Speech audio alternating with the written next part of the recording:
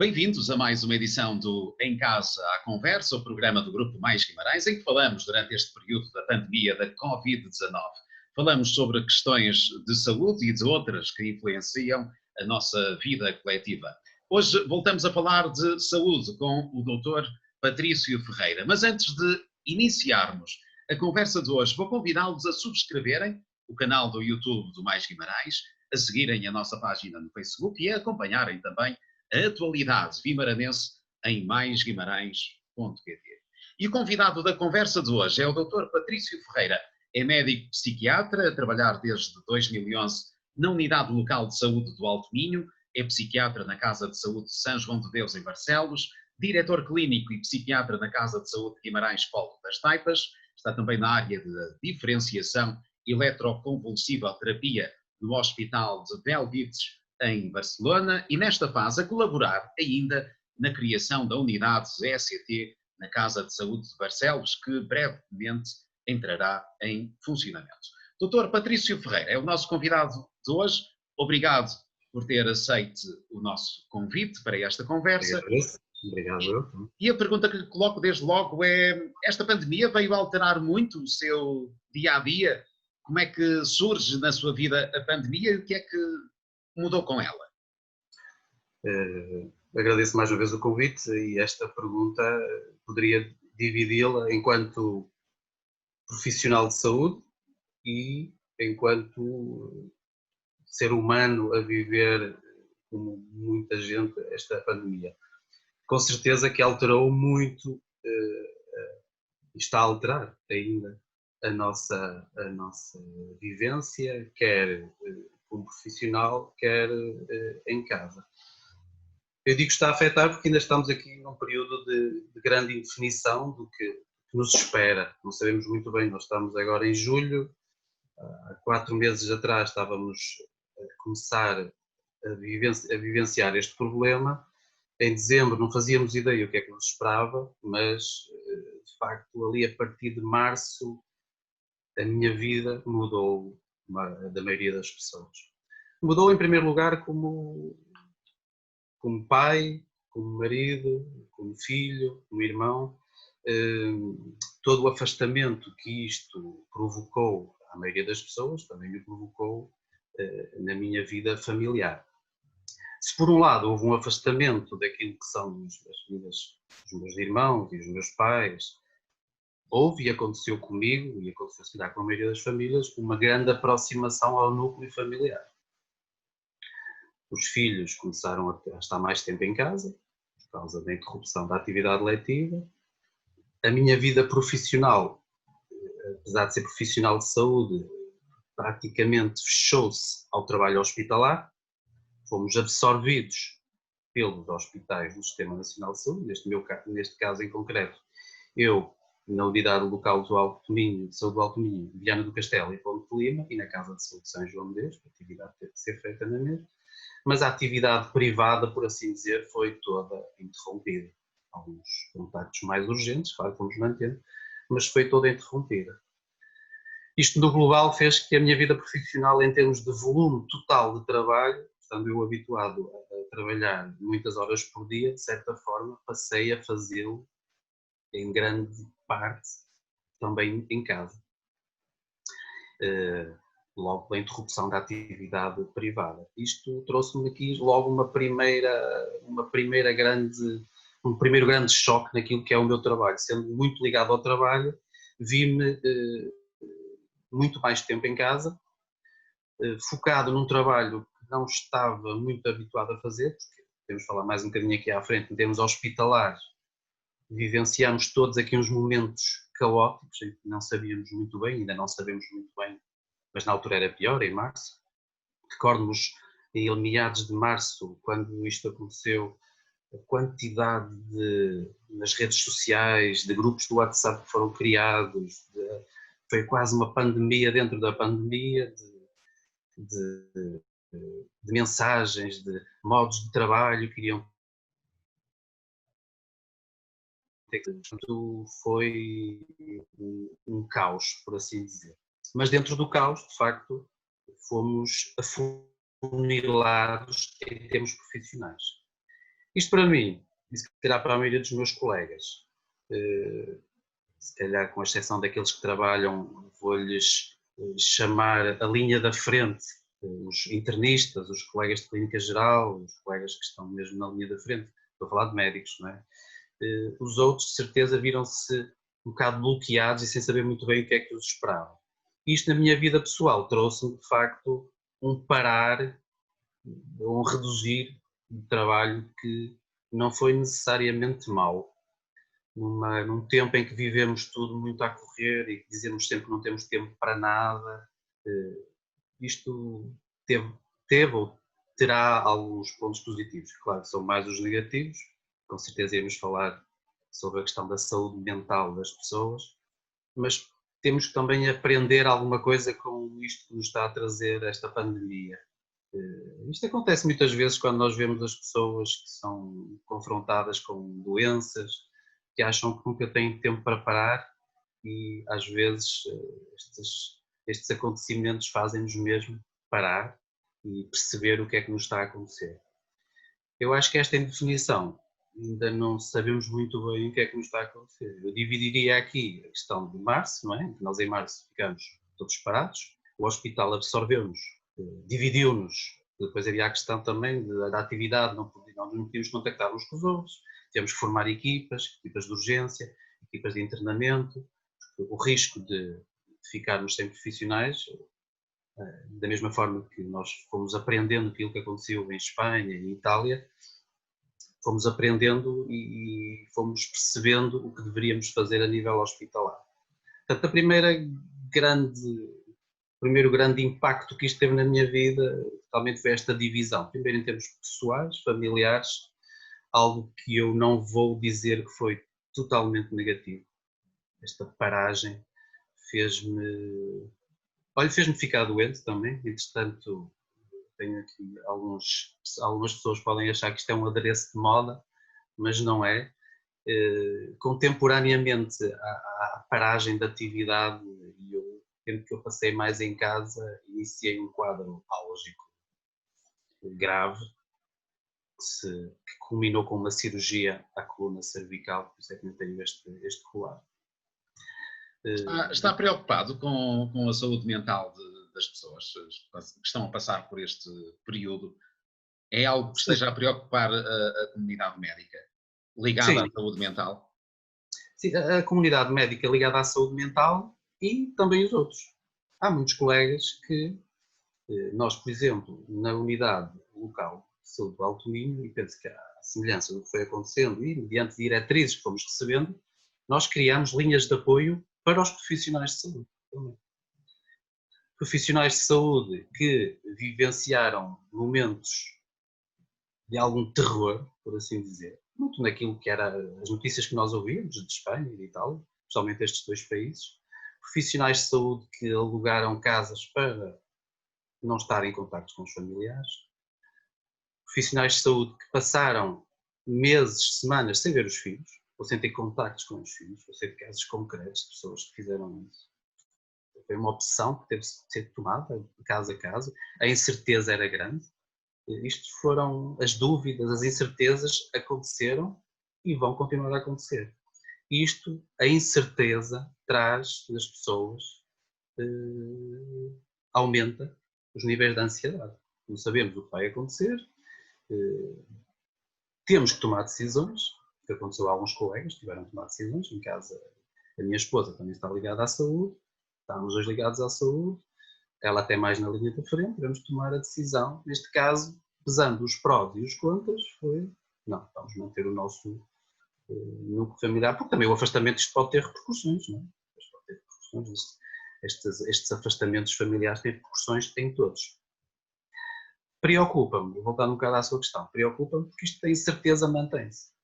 Mantém-se, já vivenciamos 3, estamos agora já no 4º mês, meses complicados. Não estou a falar só dos profissionais de saúde, estou a falar de todos os estratos da sociedade, todos os empresários, as questões económicas que ainda não sabemos muito bem quais serão as consequências. Estou-me a lembrar de um grupo profissional muitas vezes, e que eu tenho acompanhado mais, que são os professores.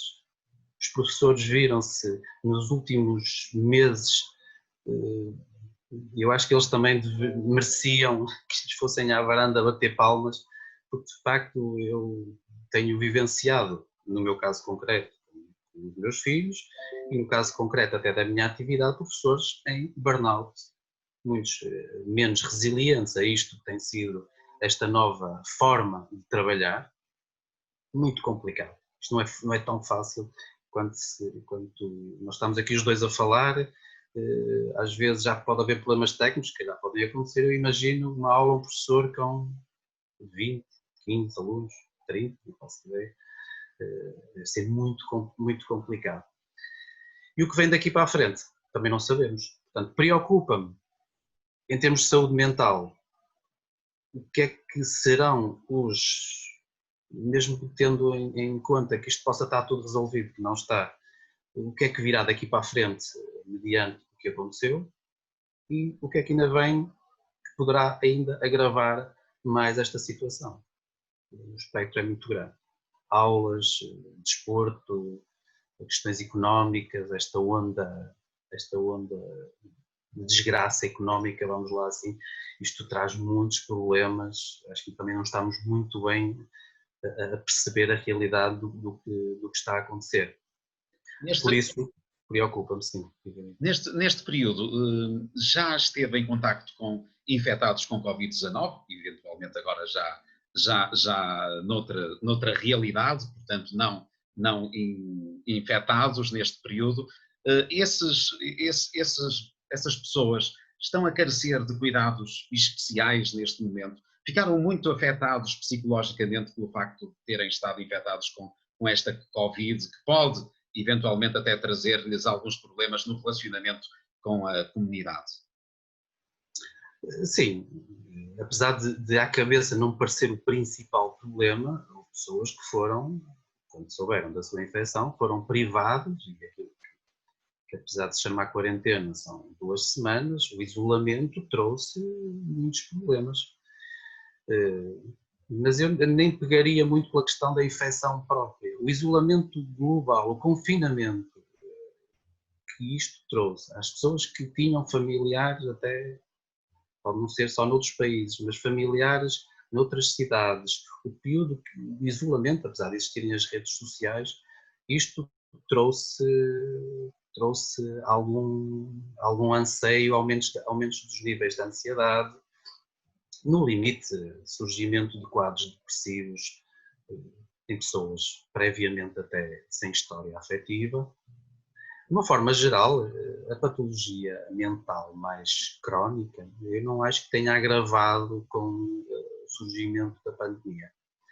Nós, quando no nosso hospital começamos a mudar a nossa atividade para, e ainda neste momento estamos a fazer muito a teleconsulta, muitos daqueles que são os doentes mais depressivos crónicos, de uma forma geral, acataram bem esta distância, acataram bem esta forma de contacto, que é diferente.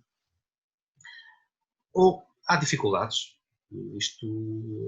Estamos a passar um momento que estamos a ver que há dificuldades. O contacto entre o médico, o profissional de saúde e o utente, às vezes não é fácil. É verdade que as pessoas queixam-se muitas vezes, ligam para o hospital, tentam contactar o médico, é difícil a chamar. Isto não é fácil. O facilitou um pouco, de facto, sermos nós, proativamente, a contactar os doentes. Mas dizia eu que os doentes mais crónicos, de certa forma, acataram bem, e esta franja da doença mental passou, e noutras patologias isto também aconteceu, passou a ir menos à urgência, começaram a ter mais receio da urgência, a protelar mais, a tentar esperar aquilo que às vezes, noutro contexto, não esperaria. Isto, por exemplo, os colegas da cardiologia trouxe alguns problemas, acharam que de facto as pessoas começaram, e provavelmente no futuro teremos estudos a tentar demonstrar o que é que este período fez ou trouxe de mal em termos de menos cuidados de saúde, atraso nos cuidados de saúde. Mas em relação à psiquiatria, que é a área que eu estou mais envolvido, de facto, até se calhar alguns grupos de patologias, nomeadamente a patologia obsessiva, aquilo que vulgarmente as pessoas conhecem por os cismáticos, com as limpezas, com as doenças, de certa forma viram a comunidade aproximar-se um bocado daquilo que são as dúvidas e os medos deles. E eu ouvi muitos comentários de utentes a dizer, estão a ver, estou, afinal eu não lavo as mãos tantas vezes quanto não lavo as mãos demasiadas vezes. Se calhar vocês é que estão errados. Eu estou certo. Há sempre aqui o limite do que é o aceitável e do que é que não é aceitável.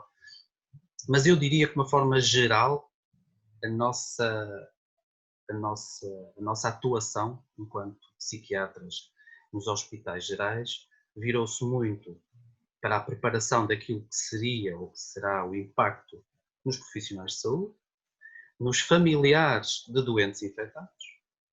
Isto aconteceu muito.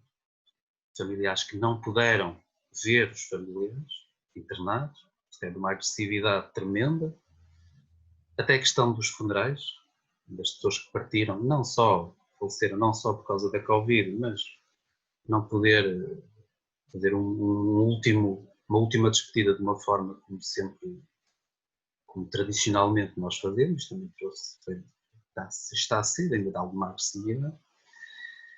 E neste momento a situação, o nosso desafio tem sido agora recomeçar a atividade, devagar. As diretrizes têm sido muito, eu neste momento, apesar de não estar ao serviço diretamente por causa desta cirurgia, tenho estado atualizado sobre o que vou recomeçar nos próximos dias e vamos tentar sempre, preferencialmente, que as consultas menos urgentes sejam proteladas, sejam feitas teleconsultas, evitar que as pessoas vão por rotina ao hospital se não há uma necessidade imperiosa de o fazerem.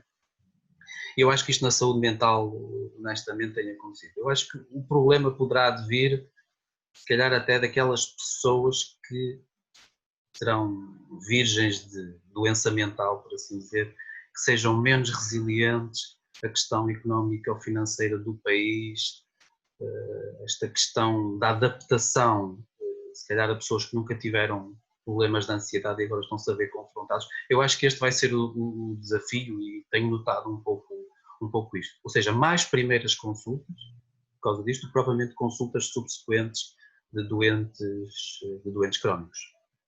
Na semana passada foi notícia que foram adiadas em Portugal mais de 900.000 consultas durante este período e 85.000 intervenções cirúrgicas. Portanto, isto é significativo. O Serviço Nacional de Saúde está em condições de recuperar estas consultas e estas intervenções, mesmo sabendo que há danos que permanecerão, certamente, em alguns indivíduos, fruto de terem estado este período sem consultas. Haverá condições para haver aqui alguma recuperação? Condições tem que haver, não é? Condições já há sempre. Eu, como profissional de saúde, apesar de ser crítico quando tenho que o ser, eu acho que o desinvestimento na saúde, de facto, é um facto. E se falarmos então da psiquiatria, que a meu ver continua a ser um parente pobre da medicina, o desinvestimento é verdadeiro. Mas o Sistema Nacional de Saúde tem excelentes profissionais de saúde, tem profissionais de saúde muito capazes. É preciso que, de facto, quem governa esteja atento, porque não somos robôs nem somos de ferro. E acho que tudo é possível, desde que se criem as condições para que isso aconteça. A outra parte da sua questão é indesmentível. Nós não sabemos o que é que o atraso de determinadas cirurgias ou determinadas consultas vai provocar no futuro. Às vezes há pessoas que aguardam uma consulta ou aguardam um exame complementar de diagnóstico que pode ter sido pedido uma suspeita de uma doença oncológica, por exemplo. E o atraso é um atraso no diagnóstico, e nós sabemos que muitos prognósticos destas doenças estão nitidamente em relação com o diagnóstico precoce. E isto será sempre uma fatura a pagar. Não vivemos num mundo ideal, mas volto a dizer, nós fomos confrontados em março, voltando um bocado à questão inicial, com uma onda assustadora ao jeito de um tsunami, em que ouvíamos notícias dos colegas espanhóis que era, por exemplo, o critério de não ventilação de idade superior a 65 anos. Não íamos ter ventiladores para todos. Isto criou uma angústia, até nos nossos colegas mais velhos, começaram a ponderar, não é? Naquela ambivalência de eu não posso virar as costas a isso, que eu tenho que estar aqui, mas no limite estou a pôr-me a jeito, não é? E vários profissionais na Europa e em Portugal, tanto quanto sabe, houve um colega que faleceu há umas semanas, mas houve muitos profissionais de saúde que perderam a vida naquela fase em que não sabiam muito bem o que é que isto era, e esta exposição de facto foi terrível. E vínhamos com estas informações de Itália e de Espanha, de uma coisa assustadora, em que de facto não havia dúvidas nos primeiros dias de que as pessoas com consultas de rotina não vinham ao hospital. As vindas ao serviço de urgência eram quase entrar num submundo que entretanto foi-se organizando, e aqui também uma palavra para todos os coordenadores dos serviços de urgência.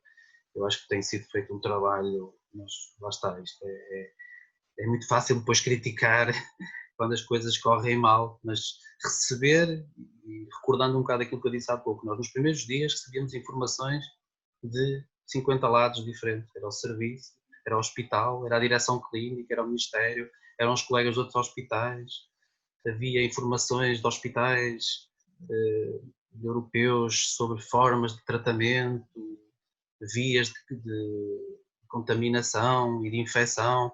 Isto foi uma avalanche de informação que no limite trouxe, claro, muita confusão, e aqui estava a chamar a atenção de facto para a organização dos serviços de urgência, que foi, eu acho que pelo menos no Hospital de Viana do Castelo, Ponte de Lima, as coisas começaram devagar, mas foram reorganizadas com algum sucesso.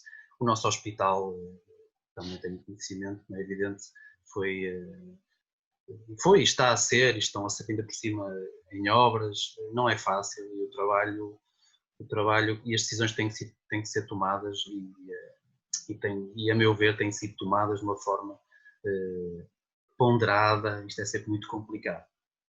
Para falar um bocado do início da sua pergunta, muitas cirurgias adiadas, muitas consultas adiadas, é o preço a pagar, de facto. Nós não sabemos muito bem que impacto é que isto vai ter, mas também não sabemos o que é que aí vem.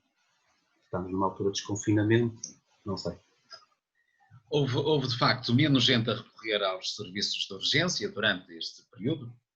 O medo é uma das causas evitadas ou anunciadas para isso ter acontecido, e isto levou também a que muitos dos doentes se automedicassem durante este período, num período de confinamento, e a automedicação terá sido, digo eu também, um problema com o qual vocês terão que lidar a partir deste momento. Sim.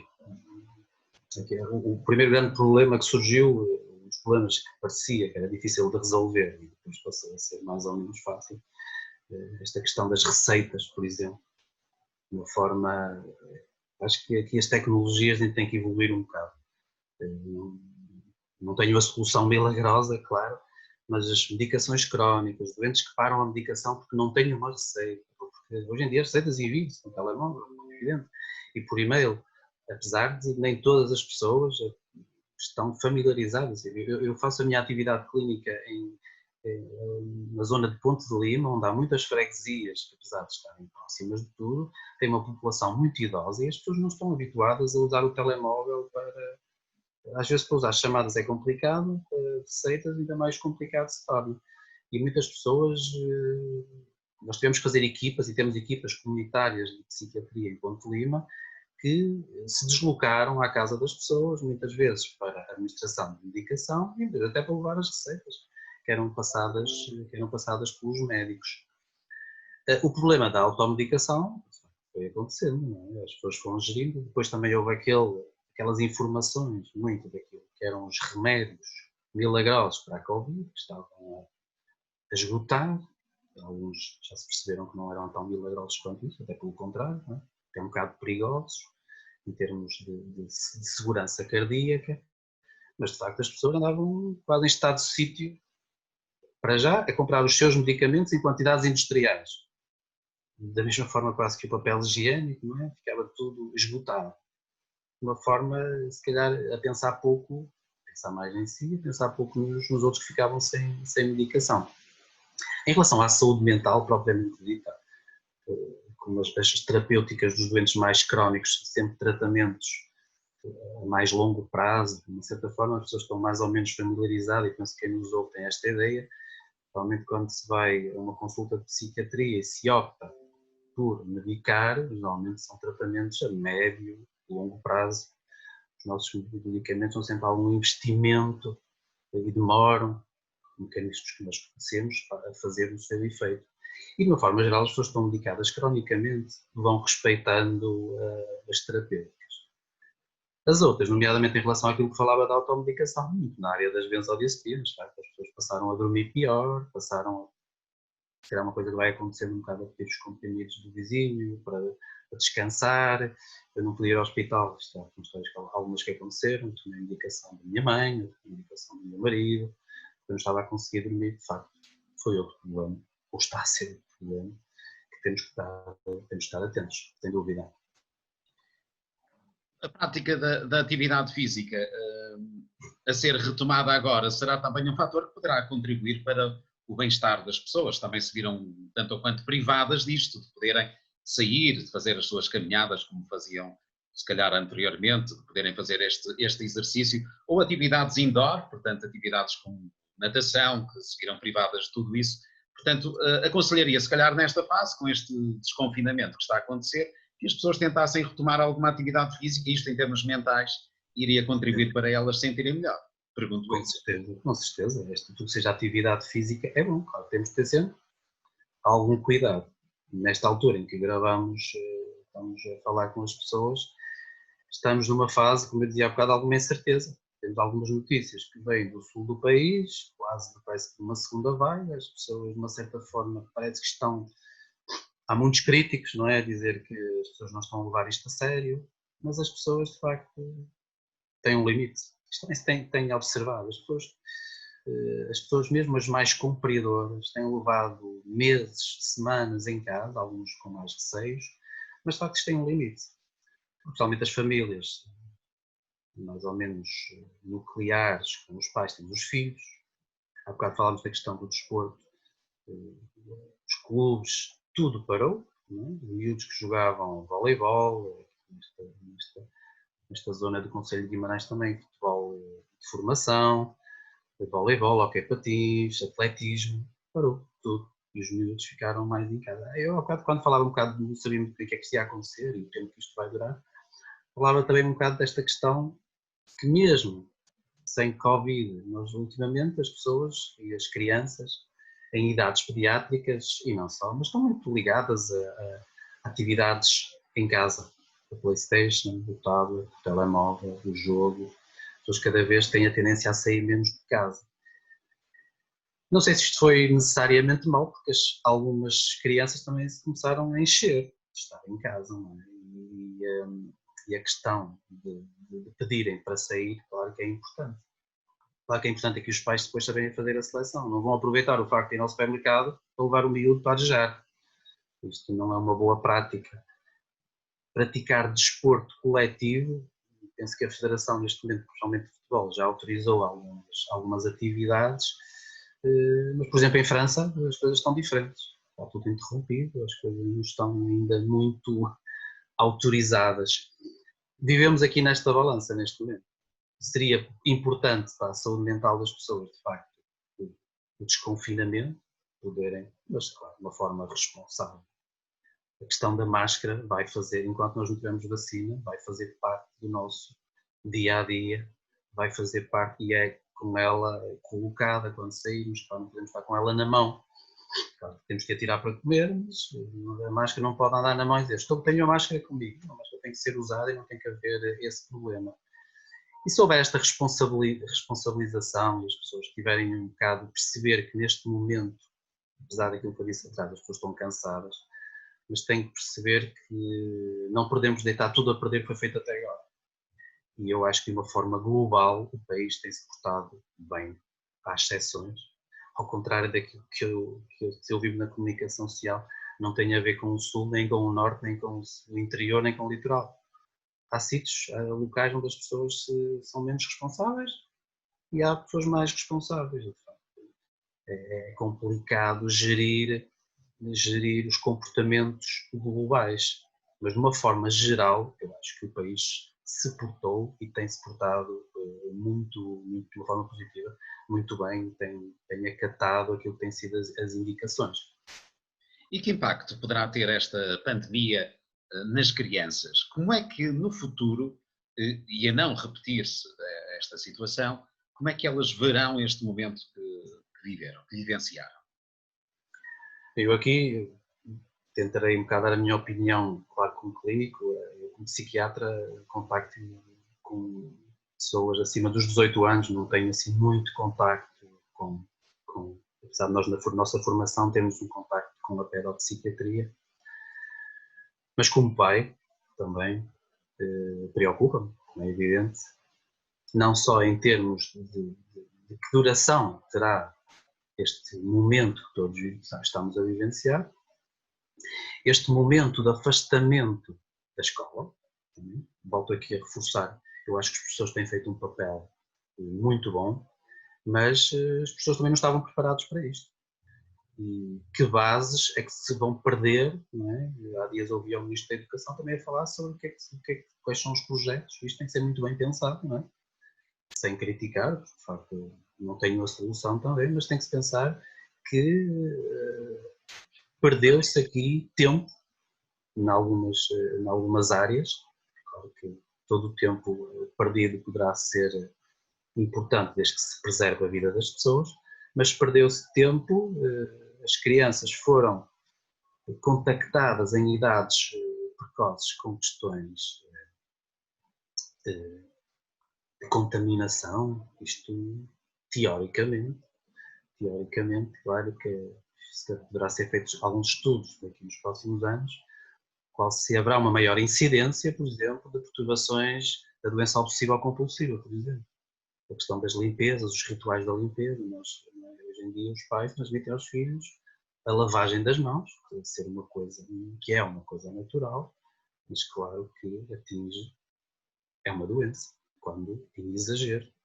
Nós temos doentes com perturbação obsessiva compulsiva grave, com rituais de limpeza, mesmo na forma da questão do Covid, que têm as mãos em ferida de tanto lavarem as mãos.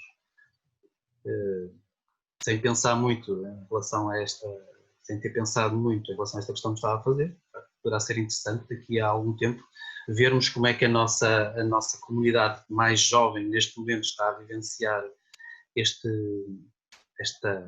etapa das suas vidas, uns mais novos, os mais velhos, com esta educação muito para a higiene, para a questão o que eu não acho necessariamente mal, porque estamos a falar de Covid-19, se calhar daqui a uns tempos que a gente está a falar de outro vírus ou de outro micro-organismo potencialmente transmissível. Tenho esta dúvida, confesso, em relação a quando me fez essa questão. Pois claro que as questões prévias, penso que não tem só a ver com a questão do Covid, a questão que eu falava há bocado das plataformas, das internets, das Playstations.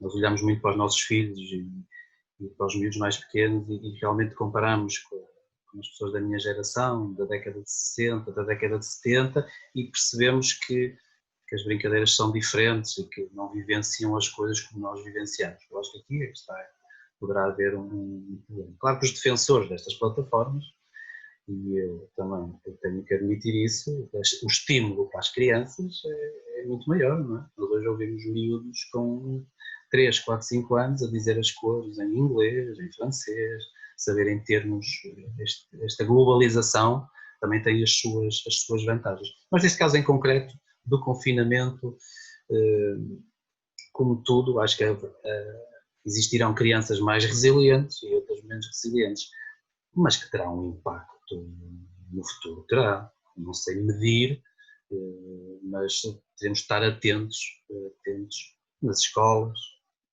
nos cuidados de saúde primários, tentar perceber precocemente que desvios poderão advir desta pandemia. Debrucemos-nos agora sobre o outro polo. Temos os idosos tidos como os mais vulneráveis perante esta pandemia da Covid-19, que de repente se vêem muitos fechados dentro de estabelecimentos de apoio aos idosos, vemos-nos também afastados das suas famílias por precaução e com medo, porque de facto esta Covid-19 tem um impacto muito grande junto dos idosos. Como é que se sentirão neste momento, as pessoas mais velhas, e como é que viveram estes últimos meses, nomeadamente aqui no Norte, em que a doença teve uma preponderância muito significativa? Sem dúvida, uma população muito frágil. Sabemos pelos números que nos apresentam, que nos entram em casa todos os dias, de facto, a mortalidade é muito maior nos idosos. Doentes com comorbilidades, a mortalidade por estas infecções, devido às suas escassas resistências, é maior, a mortalidade. O afastamento, de facto, e em relação aos idosos mais institucionalizados, tem tido algum impacto. Eu, para além da minha atividade clínica mais hospitalar e na Casa de Saúde, São João de Deus, dou apoio a vários lares, instituições do Conselho, em Ponte Lima, que é a minha área, e também aqui nesta zona, e uma primeira chamada de atenção para que muitos dos cuidados de saúde também foram vedados. Nós, totalmente na minha área, como psiquiatra, aquilo que não fosse urgente foi atrasado, claro, fomos mantendo alguns contactos telefónicos, mas aqui mais uma vez uma chamada de atenção para a questão dos cuidados, ou da ausência deles, porque de facto o afastamento trouxe a alguma parte da população, nomeadamente estas pessoas institucionalizadas, alguma diminuição dos cuidados prestados.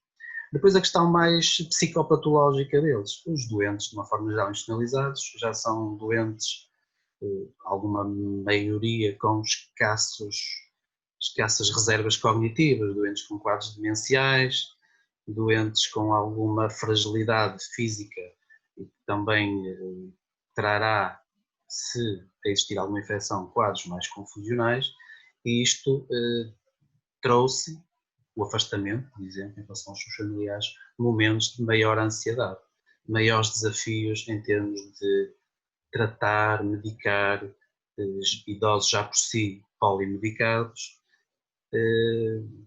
afetivamente, mesmo com quadros demenciais, compreendendo rotinas alteradas, prestadores de cuidados também com rotinas diferentes, também cansados, ausência de familiares.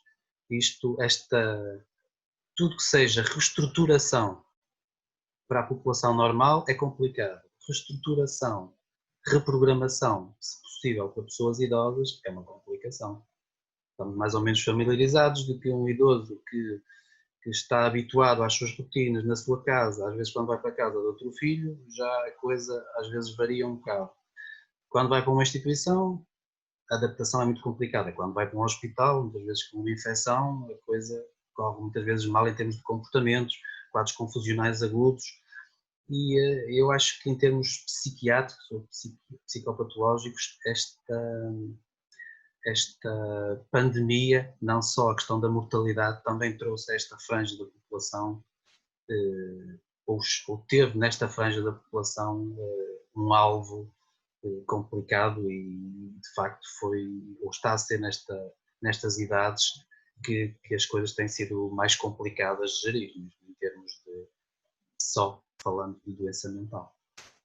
Relativamente à crise que nós vamos passar, a crise que teremos com o aumento do desemprego, com o encerramento de empresas, isso vai criar aqui um quadro em que a saúde mental será difícil de manter, diria, para algumas das pessoas que possam perder o emprego, que possam perder as suas empresas.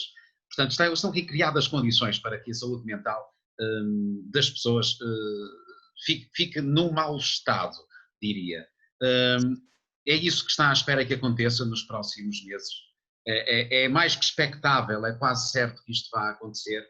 E o que é que a comunidade, para além da comunidade médica, pode fazer para contribuir para que este problema não seja tão grave como aquele que eu estou aqui a pintar? Em relação a este impacto da economia na sociedade, nós estamos mais ou menos, não vou dizer habituados, mas tivemos nos últimos anos alguns exemplos da onda que isto criou, a onda do desemprego, a onda dos escassos recursos económicos, tudo Mas isto, este impacto. parece-lhe que esta crise que vamos viver é comparável à crise de 2008 e dos anos seguintes? Lá está, a incerteza é grande, mas eu acho que o impacto vai ser semelhante ou maior. De facto, eu não sou um entendido em economia, mas da forma como vimos nos últimos 2, 3 meses as empresas a interromper totalmente a sua atividade. Também tenho uma ligação um pouco, um gosto pessoal pelas artes e pela música, e vimos as questões dos profissionais dessa área completamente interrompida, e está a ser uma catástrofe para muitos profissionais que vivem do dia a dia, daquilo que fazem, dos espetáculos que fazem. Esta instabilidade, esta onda, não sabemos quando é que isto vai recomeçar, não é? Está a trazer algo que 2008 não nos trouxe. Portanto, eu, não querendo ser um bocado, estar aqui a proclamar desgraças, o impacto penso que será maior em termos económicos. Vai exigir muito de nós, enquanto profissionais de saúde, de facto, não só os psiquiatras, mas nos cuidados de saúde primários, a questão do diagnóstico precoce. Fomos confrontados não há muitos dias com uma personalidade que pôs termo à sua vida. Poderíamos aqui perceber um bocado aquilo que tem, as informações que têm surgido sobre o impacto que esta crise trouxe, por exemplo, naquele ser e naquela cabeça.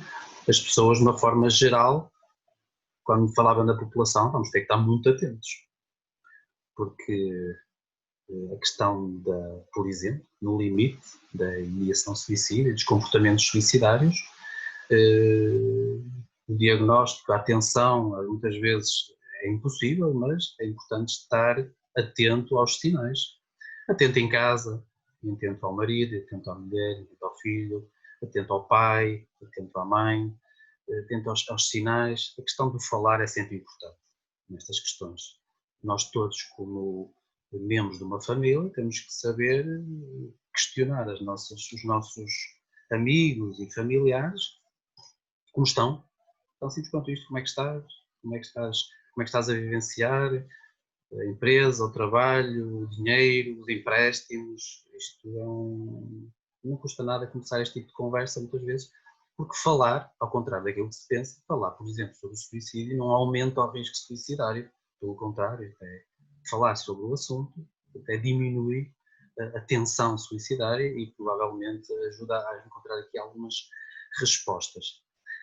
Acho que aqui a comunidade, não só médica, mas também a comunidade em geral, depois, claro, os cuidados de saúde primários, como primeira grande linha de atuação, depois, claro, os cuidados, estar mais atentos nesta questão da promoção também da saúde mental.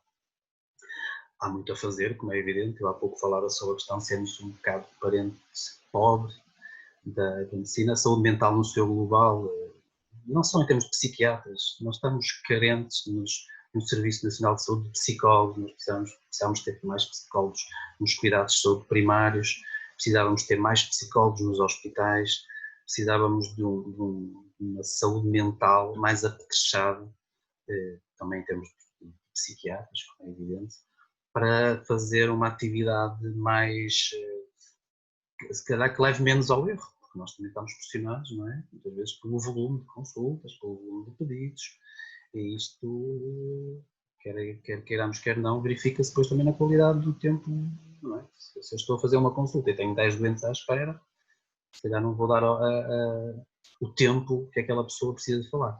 Temos de estar todos um bocado atentos a esta questão deste impacto.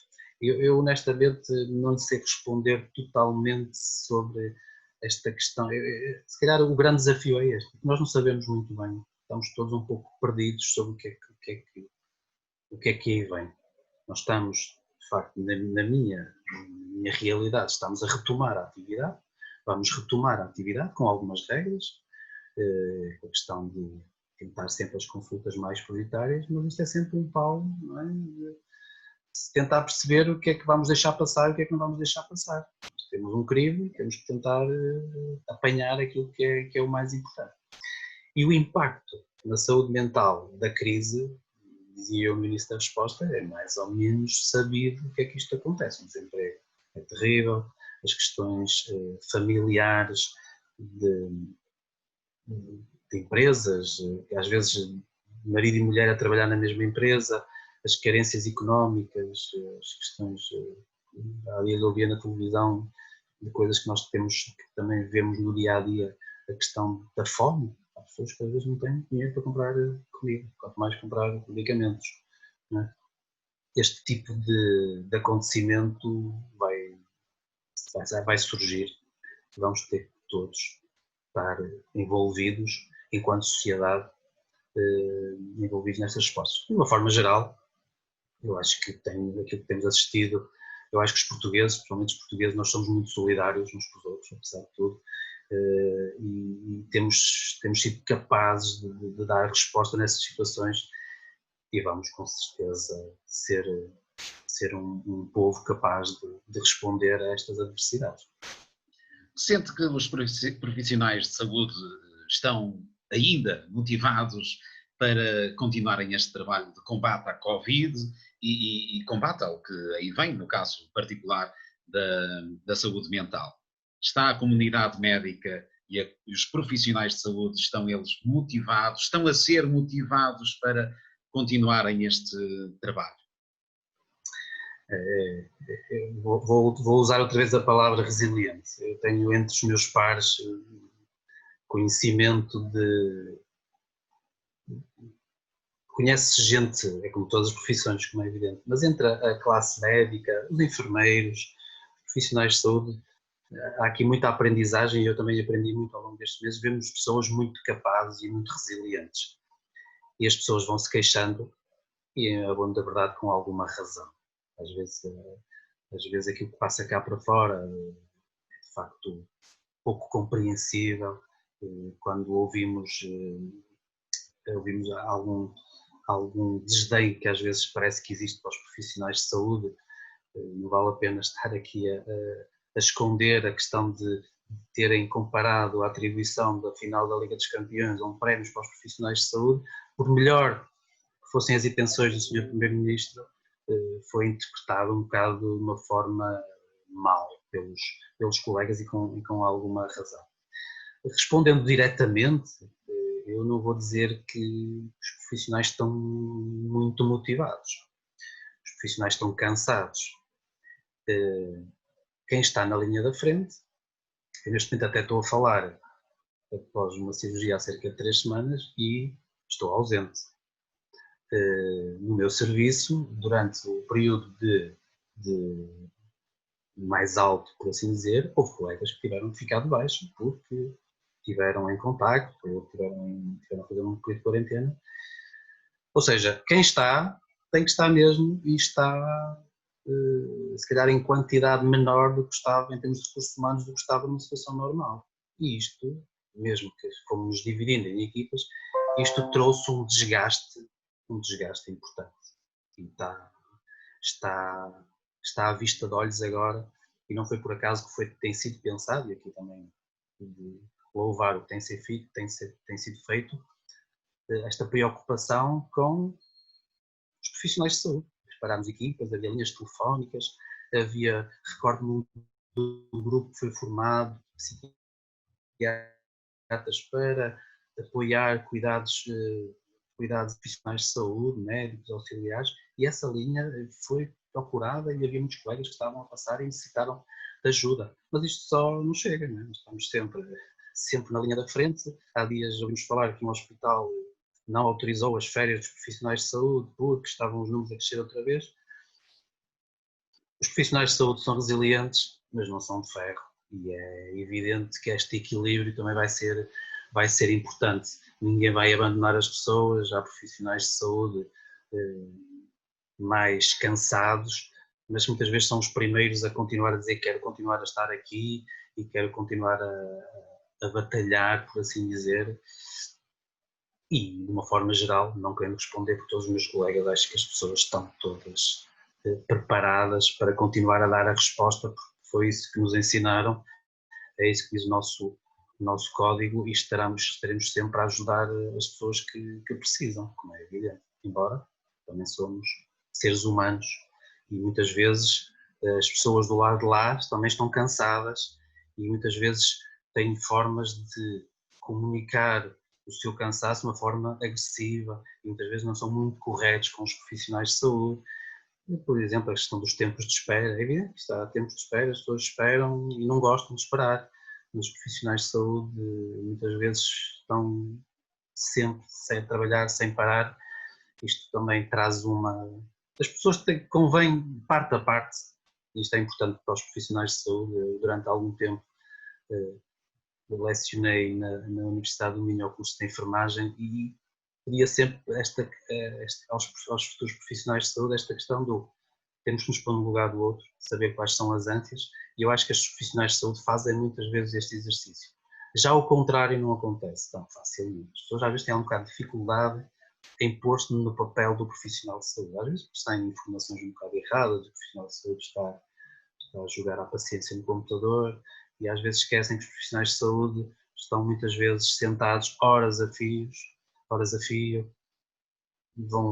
tentam ir poucas vezes à casa de banho, às vezes saltam refeições, porque foi isso que nos ensinaram, e as pessoas têm que fazer um bocado este exercício, não podemos pagar todos pelo mesmo, mas isto acontece muitas vezes.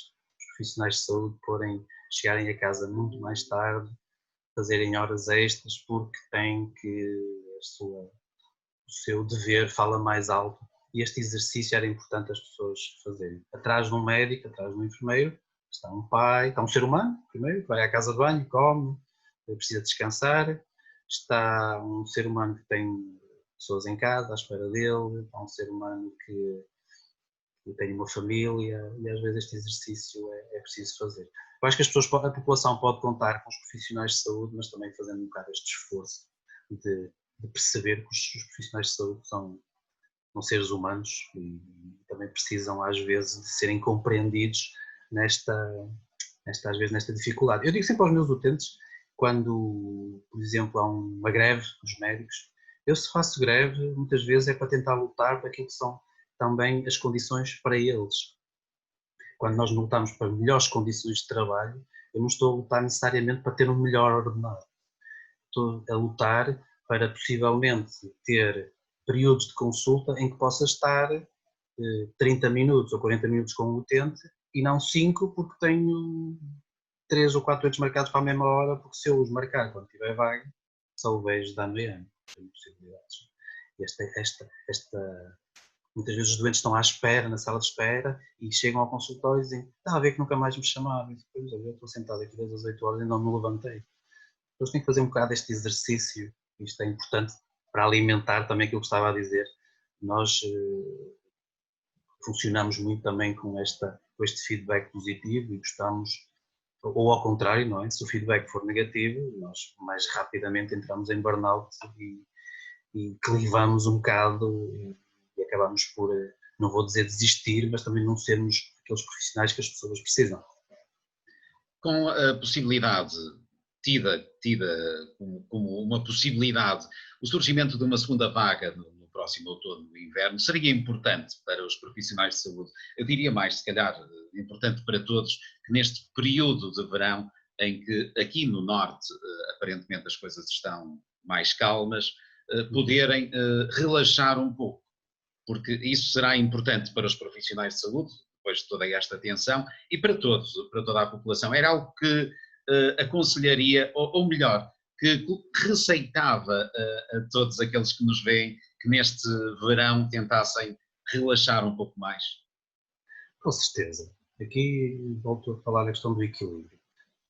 As pessoas não estão proibidas de sair de casa, aliás, neste momento não há proibição de sair de casa, as pessoas têm que ser o máximo possível conscientes do que é que estamos a falar, daquilo que é a questão da proteção individual, da proteção dos pares, da proteção de cada uma. As pessoas têm que parar e têm que poder descansar, ter o gozo das suas férias, dentro das suas possibilidades, não é necessário ir para um hotel de 5 estrelas para se poder descansar, mas de facto terem um momento em família, protegidos, de preferência no exterior, como é evidente, desde que com as devidas medidas que todos os dias nos entram pela porta dentro. Eu acho que tem sido mais ou menos constante ao longo desta entrevista aqui a minha preocupação entre o equilíbrio.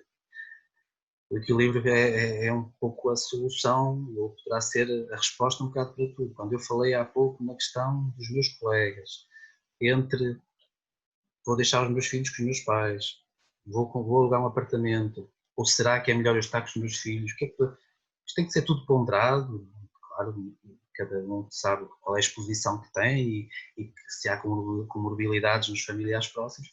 Esta questão é importante. A questão do sair, do não sair, o segredo está de facto no equilíbrio, nos cuidados de saúde. Será que eu tenho que ir para o hospital? Será que eu não posso? A medicina também tem evoluído e acho que ainda vai evoluir mais, não tenho certeza, vai evoluir mais nesta questão destas ferramentas, destas tecnologias nos cuidados de saúde, na comunicação médico-profissional de saúde utente. As coisas têm que evoluir nesse sentido, porque há muitas coisas que são evitáveis. Muitas vezes a consulta propriamente dita é importante, mas o pós-consulta parece que se perde aqui a ligação e de facto é importante criar ou não se perder aqui o elo de ligação entre os profissionais de saúde e os pacientes. Informações, dúvidas, as coisas vão ter que evoluir um pouco ainda mais por aqui, de facto, também já o falei anteriormente, às vezes a dificuldade entre contactar os profissionais de saúde foi uma realidade que eu observei no mês de abril, maio, quando as pessoas queriam saber se iam ter consulta, queriam mesmo, apesar dos meios de comunicação social, os meios de comunicação disponíveis, nem tudo chegava ao destino e as pessoas muitas vezes com alguns contactos conseguiam orientações fáceis de um ajuste da terapêutica, de uma renovação de um receituário, de um adiamento de uma consulta. Acho que vai ser por aqui que as coisas vão evoluir. Em relação à sua questão do equilíbrio, eu estava a responder que o equilíbrio será fundamental. Nas férias também, as pessoas têm com certeza que parar um pouco. Muitas pessoas estiveram paradas, mas foi um parado mau, por assim dizer. Se é verdade que houve famílias que se voltaram a estar mais tempo juntos, isto foi aquela coisa positiva que eu disse, por estar muito tempo juntos, mas fechados em casa também não é muito agradável. Ou pelo menos tem um limite daquilo que é o normal e depois aqui atinge aqui um limite do patológico, não é evidente, está fechado em casa e os miúdos depois acabam por pedir, os familiares notam que há necessidade de o fazer. Nós não podemos perder esta oportunidade neste momento de fazê-lo, mas fazê-lo com equilíbrio. Aqui o segredo é o equilíbrio, porque não podemos correr o risco, não sei, volto a se calhar a terminar como estava a dizer no início, isto é tudo muito uma incógnita do que aí vem. Todos os profissionais de saúde e se calhar a população em geral têm ideia que isto terminará com o surgimento de uma vacina. A vacina poderá surgir nos próximos meses, mas também não nos podemos esquecer que estamos agora no verão, dentro de alguns meses e entraremos num período por si só, já um período mau, em termos de afluência dos hospitais, por questões respiratórias. O impacto do Covid é essencialmente respiratório, não é? Esta questão, temos que estar preparados. Vamos continuar a perder pessoas como sempre perdemos com infecções, mas temos que perceber que isto, ao contrário do que foi sendo dito, não é uma gripezinha, nem é um víruszinho qualquer, que é preciso ter muito respeito por aquilo que está a acontecer é preciso perceber que as coisas demoram a surgir, nomeadamente a questão da vacina, e nós não podemos deitar fora aquilo que fizemos durante 3, 4 meses. Temos que perceber que as coisas, enquanto que não houver vacina, e dentro deste espaço temporal, nós passamos aqui uma fase muito complicada, estamos numa fase melhor, mas não resolvemos o problema. E agora acaba cada um, de facto, sem grandes alarmismos por um lado, mas também sem grandes gritos de vitória, perceber que todos temos responsabilidades, como tivemos até agora, mas todos temos responsabilidades em saber dar este próximo passo, que é o passo do desconfinamento, de uma forma responsável, de forma a termos as coisas que precisarmos, de forma a que as coisas funcionem, de forma a que as pessoas mantenham os seus empregos, de forma a que os serviços continuem a funcionar, de forma a que em setembro as escolas comecem e haja responsabilidade e os alunos possam estar com os cuidados habituais, em casa e nas escolas. Tudo vai ser nesta linha do equilíbrio, que será fundamental. Para o final desta nossa conversa, vou pedir que deixe uma mensagem àqueles que nos veem e que assistem a esta edição do programa do Mais Guimarães. Que mensagem é que lhe apetece deixar aos vimaranenses que acompanham este programa? Olha, se calhar, já falei um pouco atrás nesta questão, e sendo psiquiatra, se calhar esta visão um pouco, se calhar um bocado autorreferencial daquilo que eu vejo que é, ou como é tratada a psiquiatria, as coisas têm mudado, é verdade. Ainda se vê, apesar de tudo, algum preconceito em relação à psiquiatria, em relação àquilo que é ir a uma consulta de psiquiatria, em relação àquilo que é pedir ajuda, que ainda em muitos sítios é visto como uma vergonha. O próprio autoestigma da pessoa, de estigmatizar, achar que tem uma doença mental, ou que não quer ir ao psiquiatra, vai ter que tomar medicamentos, e se tomar medicamentos não quer assumir que tem uma depressão, isto é tudo uma bola de neve que deve ser desmistificada. E esta é a minha preferencial mensagem à população, a população de Guimarães e das freguesias e vilas vizinhas, de uma forma geral, daquilo que eu tenho observado nestes 15 anos de psiquiatria da minha vida. Eu fiz a minha formação no Hospital de Braga, aprendi muito naquele hospital, atendi muitas pessoas da área do concelho, continuo a fazê-lo na Casa de Saúde de Guimarães, aqui no Paulo das Taipas. De uma forma geral, acho que tem-se perdido um pouco esta dificuldade de reconhecer um problema de saúde mental. Juntando esta minha batalha, esta minha defesa pela psiquiatria, queria, juntando esta questão que foi perguntada um bocado, alertar um bocado a população para, de facto, estarem atentos às pessoas que têm ao seu lado, estarem atentos a si, ao impacto que isto está a trazer no dia a dia, mas não terem problemas de falarem uns com os outros sobre aquilo que sentem, sobre aquilo que estão a passar, não terem vergonha de dizer. Não é um problema, claro que depois há muitos sintomas mascarados, as pessoas muitas vezes não têm todas a mesma facilidade em colocar as suas dificuldades num plano psicológico, isso é que estão mais tristes. Muitas vezes, olha, são dores de cabeça, durmo mal, como mal, não tenho muito prazer nas coisas que fazia. A população saberá, muitas vezes as pessoas mais próximas, como é evidente, estarem atentos a estes pequenos sinais que os seus pares ou o próximo, como costumamos dizer, estará a dar, porque de facto vêm alguns tempos, volto a dizer, não sei se difíceis ou menos difíceis, mas vêm alguns tempos que nós não sabemos muito bem o que aí vem, e será importante esta capacidade de levantar a bandeira vermelha e dizer: preciso de ajuda, minha esposa precisa de ajuda, o meu pai precisa de ajuda, o meu filho precisa de ajuda, não haver este problema de... Claro que o recurso muitas vezes passa sempre pelos cuidados de saúde primários, os colegas estão mais que formados sobre, os colegas dos cuidados de saúde primários passam todos pela psiquiatria na sua formação, estão familiarizados com estes problemas, saberão fazer a triagem daquilo que poderá ser tratado por eles e daquilo que será derivado para a psiquiatria. É esta a minha mensagem. Doutor Patrício Ferreira, muito obrigado pelo tempo que despendeu para a nossa conversa de hoje. Eu é que agradeço. As Obrigado. melhoras, uma rápida recuperação para si, um bom regresso à normalidade possível nesta altura. Obrigado, obrigado, obrigado. Muito obrigado. Obrigado.